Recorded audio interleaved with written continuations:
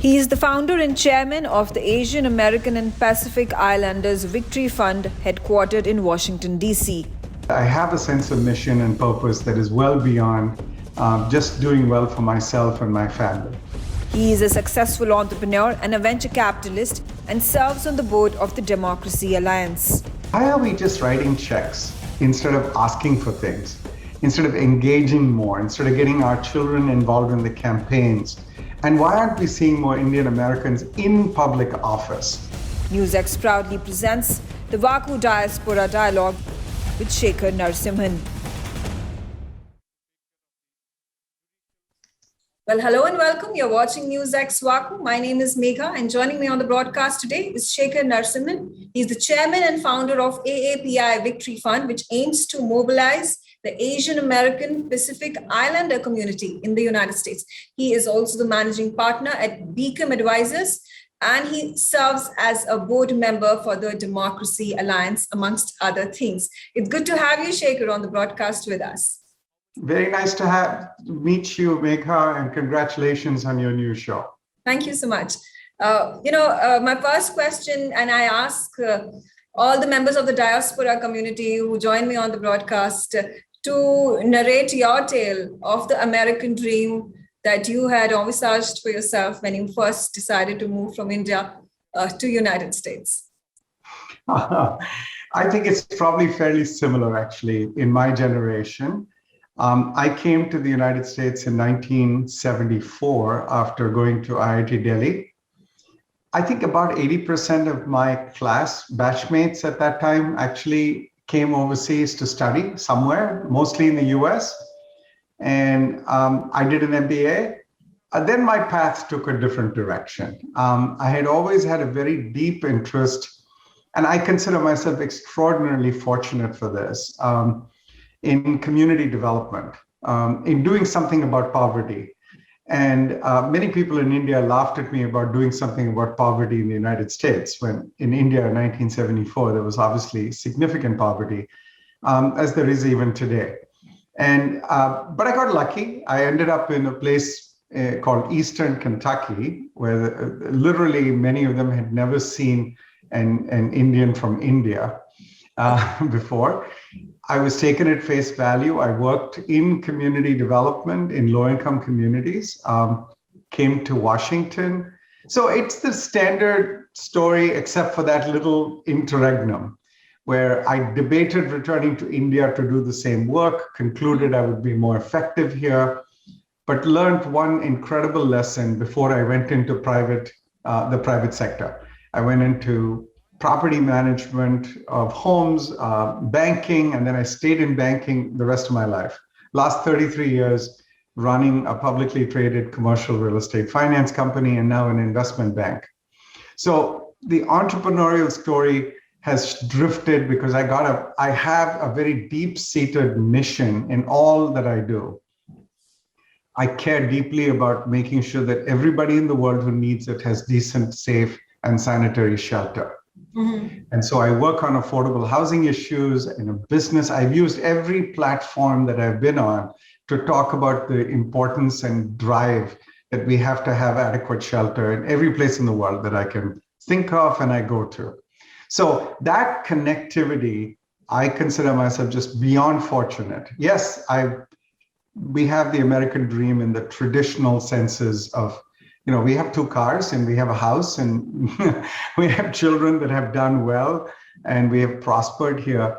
But it is that I have a sense of mission and purpose that is well beyond just doing well for myself and my family. Okay. And is that what compelled you to actually found AAPI Victory Fund? Tell the backstory over there. There's always a backstory, as you know. So in 2004, I started to get engaged in American politics in a direct way and was asked by the then chair of the DNC to co-chair a committee, which became the first. It was called the Indo-American Democratic Leadership Council. And I was asked to co-chair this to help activate Indian Americans, but predominantly to write checks to Democratic candidates. And that little experience taught me, why are we just writing checks instead of asking for things, instead of engaging more, instead of getting our children involved in the campaigns? And why aren't we seeing more Indian Americans in public office? Because the way you set up role modeling is people like you, young people like you, achieve things and you are seen and people say, I would like to be like that. Just like Kamala Harris is a role model for many people, South Asians, African Americans, and women. So I just said, okay, what can I do that would actually be a game changer in American politics? The fastest growing ethnic communities in the United States are Asian American Pacific Islander. We are growing faster than any other group, faster than the Hispanic groups. And we have been, I think, for quite some time. Okay, so you specifically mentioned about one of your agendas or guiding lights to be have a liaison when it comes to different nations interacting and investing in United States and vice versa. Trade ties, investment ties, supply chains that need to be built with nations that are conducive for the growth of the mutual growth of both United States and that particular nation, and India particularly, since I'm sitting out of New Delhi and would want to understand. How do you see and how do you envisage yourself as enabling a channel to ensure that these trade ties and investment ties between India and United States will join here on, keeping in mind the current crisis that we witness in Afghanistan might also be able to impact what has been going between the two countries? Yes. So it's, I think, a multi-layered question. I start with how do we make sure there's good communications? And they have to be front channel communications, and things that happen in the open, they have to be back channels, and there has to be diplomacy, all three. We feel we have this unique ability, and you've met other leaders from the Indian American community who have a similar ability to be able to back channel, to make sure that things that are small but important don't get blown out of proportion. Because I don't mean to say anything about the press, but sometimes we like controversy in the press. It generates news. We are not interested in controversy, we're interested in solutions. So how do we play that role effectively? It requires confidentiality, it requires trust. The second important piece is really building upon what's already been created. You don't start from scratch. But if India, for example, were to become a manufacturing hub and a critical piece of the supply chain, everyone aspires to this. So I'm not just saying, not just in the US and India, but in any country that, look, we need a venue in Asia which has labor, skilled labor, facility, transportation that can do the manufacturing, can become part of the supply chain. In order to do that, you need policies in India that are conducive to it, that protect investor rights. You need policies in the United States that don't discourage investment. So if I'm saying anything publicly, it's time to do a bilateral trade agreement. It's time to codify what has already happened and say, if we have ambitious goals about growing from 150 billion to 500 billion in trade, and it's two ways, right? It's a two-way street. We need investment policies written down, codified by governments, approved, standardized, so that there's a process and methodology in place. I truly believe that these two governments can do that, and that interest is there, and it's well beyond just defense. It's really about how do we do this in the engagement in the civic sphere as well as in the economic sphere with businesses. And there has to be a big component of it that has to do with women empowerment and entrepreneurship. Because in the United States and in India, we are leaving women behind in the workforce. And we have to stop that here. We see it in the pandemic, what has happened. So there's a big thrust right now in the White House to lift that issue up, but also see how do Indians feel about this? Do we agree that it would be in the best interest of both countries to do this? Right, absolutely. And also keeping in mind the evolving geostrategic, geopolitical situation that both nations find themselves in, would that end up negatively impacting or positively impacting the economic and trade ties between businesses from both nations? Cannot help but be a positive. Cannot help. And I don't want to say more because I don't want to get into the India's this because of some political strategic. Look, there's just a natural bond here. It can be frayed at times because we create tensions amongst ourselves. It can be enhanced. The best way to enhance it and make it long-term sustainable, and it's already a bipartisan thing. So it's not something that just one group and one party and one country feels over the other. So how do you enhance it? I think you enhance it with civic engagement, trade, women empowerment, stronger defense ties, but all of it in a panoply of we care about each other and each other's mutual good. If you need vaccines, I should provide it. If I need PPP, you should provide it. There should be no questions asked why we are doing it. It's the right thing to do. We do it to support each other. And the same holds true when either country is facing an adversary. We should feel that we are together in that and we are communicating. So I see these as part of a larger geopolitical, but Megha, at the end of it, it's about two human beings, two people connecting, making a bond, executing a strategy, and then seeing their children carry it out. That's what we hope we're doing. Okay, that's a long road ahead, and you're forging it as you walk, being the chairperson and founder of AAPI Victory Fund. I wish you all the very best with all your massive goals and objectives in the future. But thank you so much, Shekhar, for joining me on this very special podcast with your insightful views about everything related to especially the Indian American community living in the United States. Thank you, Megha. Appreciate it. Good luck to you. Thank you. Bye.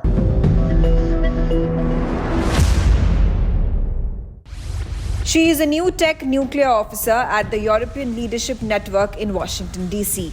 I had the privilege of working in India's premier think tanks, in ICRIER, in Observer Research Foundation. Her research focuses on nuclear strategy and non-proliferation and South Asian security, among other things. A deep sense of India's emotional investment in Afghanistan. NewsX proudly presents the VaKu Diaspora Dialogue with Sylvia Mishra.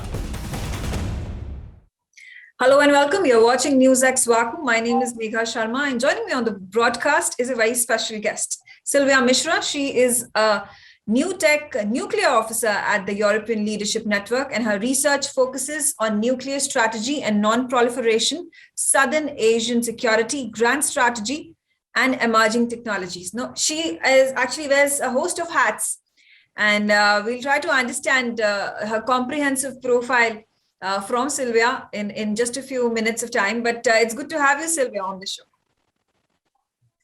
Thank you so much, Megha, for getting me on board. It's such a pleasure to be here today. Absolutely. And Sylvia, you have donned a number of hats. You have done so much work, research. We would like to, first of all, understand from you what motivated you to travel all the way from India to United States and then settle down over there. Was that the American dream that pushed you towards your goals?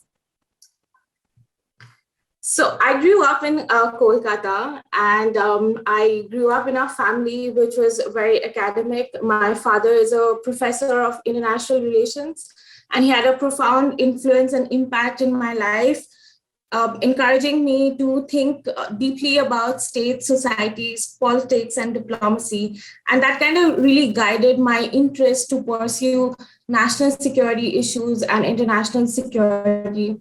I had the privilege of working in India's premier think tanks, in ICRIER, in Observer Research Foundation, and my work on India and US in defense and security issues and nuclear policy took me to work in London, in California, in Washington, D.C.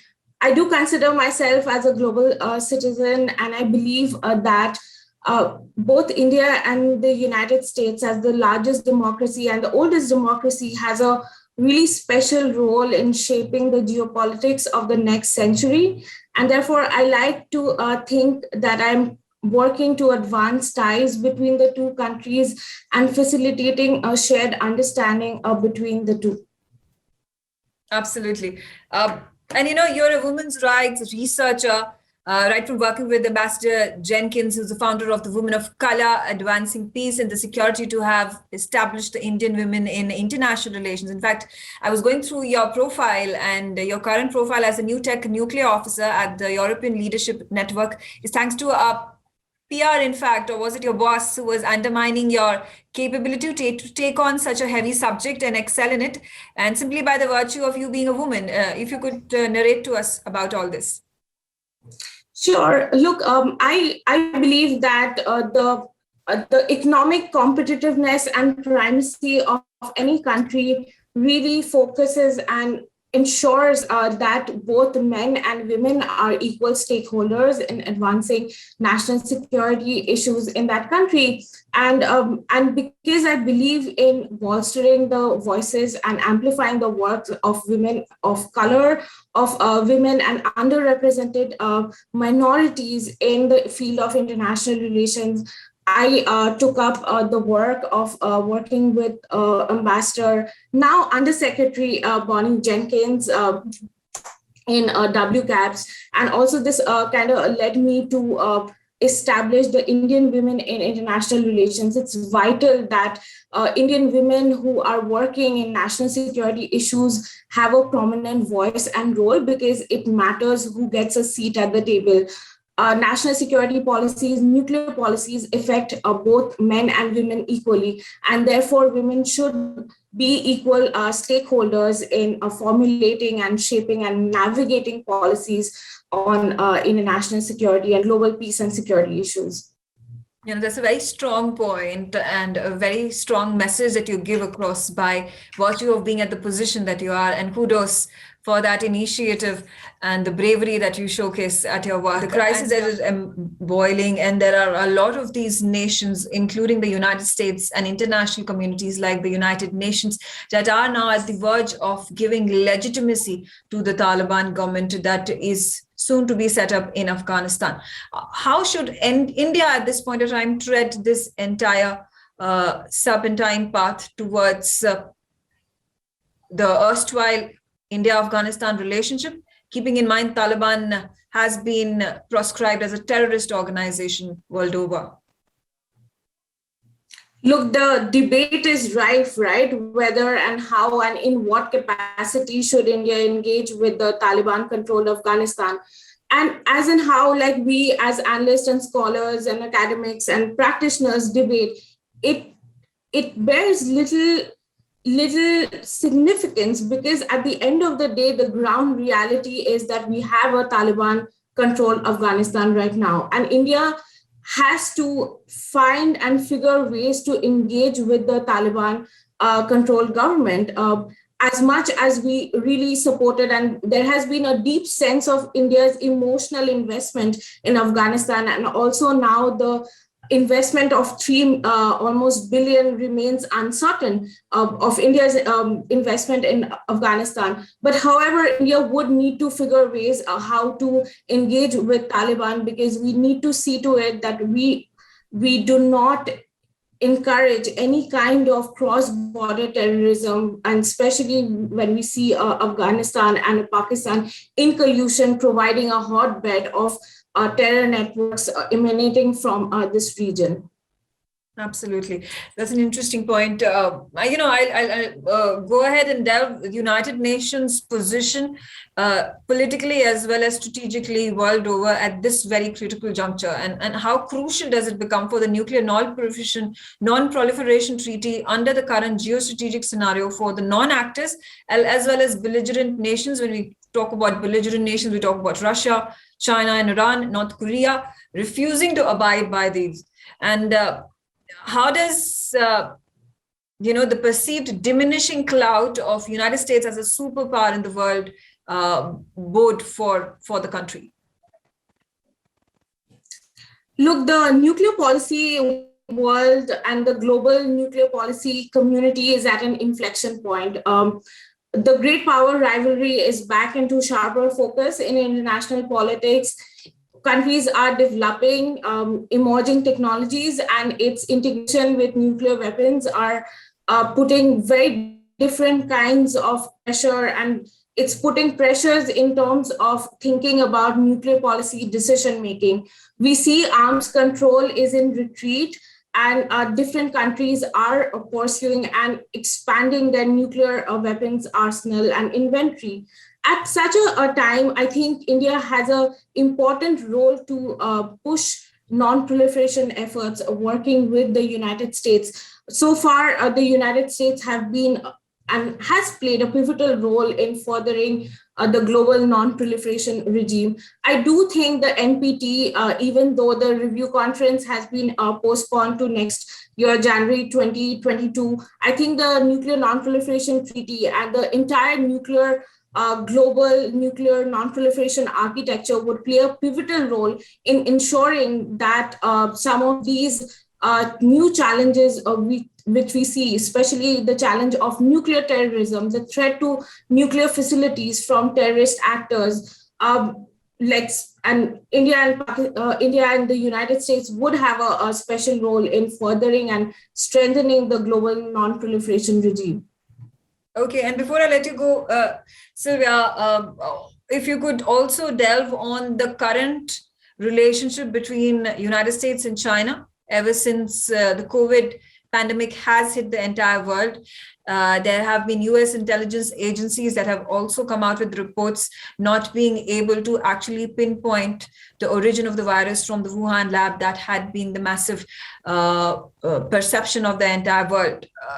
In this sense, how are ties between India and United States going to further grow or diminish, be it trade, politics, strategic ties, or investment? As you rightly pointed out, the India-US partnership is multifaceted, right? We advance our ties not only just on defense and security cooperation, but also on trade, on education, on scientific cooperation amongst between both the countries. But I think India and the US has a special shared understanding of the threat that China poses, not only just to the region, but to the global structural architecture in the present times. And therefore, I think over time, both countries would cooperate deeply, especially to counter Chinese belligerence and assertive actions in not only just the South China Sea, but also in the Indo-Pacific. One other challenge that that China poses both to the United States and India is it's expanding its nuclear weapons arsenal.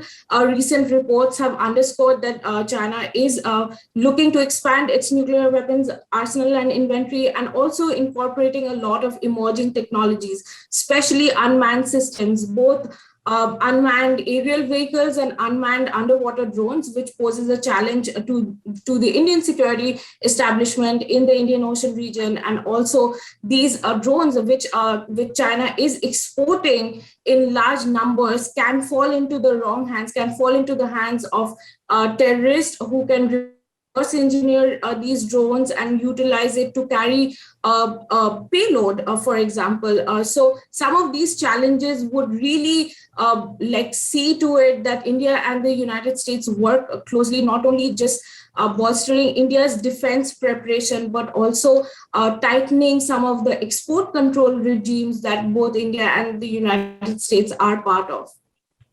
Absolutely.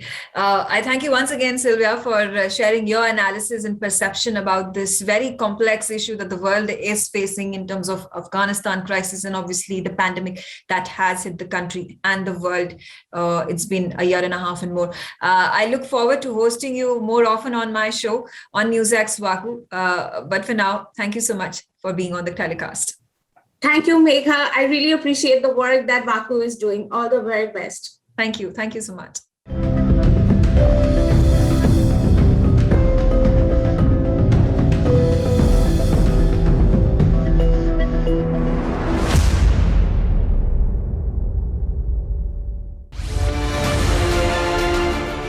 NewsX ITV network have proudly launched the VaKu Diaspora Broadcasting Network. VaKu DBN will be India's first mainstream platform dedicated to the diaspora community. Help support us, become VaKu patrons at memboro.com/VaKu.